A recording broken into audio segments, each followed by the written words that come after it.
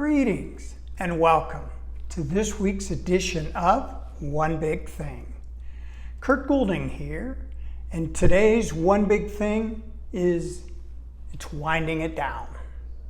Yeah, we're in the final weeks of harvest and things are getting pretty much cleaned up. No issues have occurred. The weather's been perfect. It's been great. Farmers have been good sellers of grain, and we've had good consumptive demand, particularly in corn, there to buy it.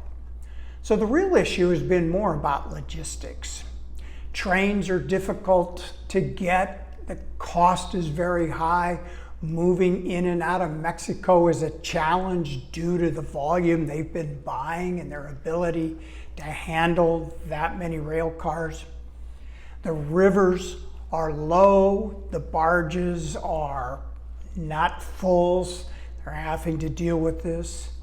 However, this weekend, things should start to change. We should see significant rain coming and to start bringing relief, and it'll take a couple of weeks, to the river system.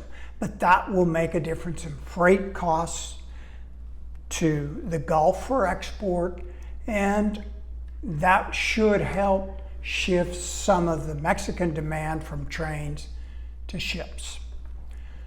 So what's happening over these last 3 weeks has been the consumptive buyers have been there matching up nicely with the farmers selling. However, it appears that this buying is starting to dry up. And the key to going forward, particularly in corn, is to see if there's more European buying. You know, the Mexicans have been the lead buyer, but the Asians have been nowhere to be seen, and particularly China. You know, Mexico has been the lead buyer in corn, and it's going to take continued buying from the Europeans. But to get the corn market to have any kind of rally, got to have Asia. Now, over in the soybean world, there are rumors that China is cutting back. They're not going to buy the grain that they bought in the past. However, it appears that for the moment, really their biggest problem is about port congestion. But then we ask the question, well, have they been a front-end buyer buying the harvest weakness, and they're going to disappear for a while instead of being continued buyers? We'll see. Now, Brazil, they've been getting significant rains now, and the corn and the bean crops are on pace for normal planting schedule. In my opinion, corn's topped out.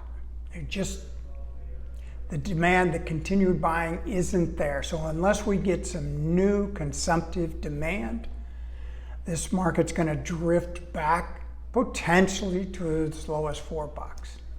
Soybeans, they're going to drift lower unless the Chinese come in and start buying. So next week, we'll discuss the fun stuff, the US elections. So until next time, happy trading.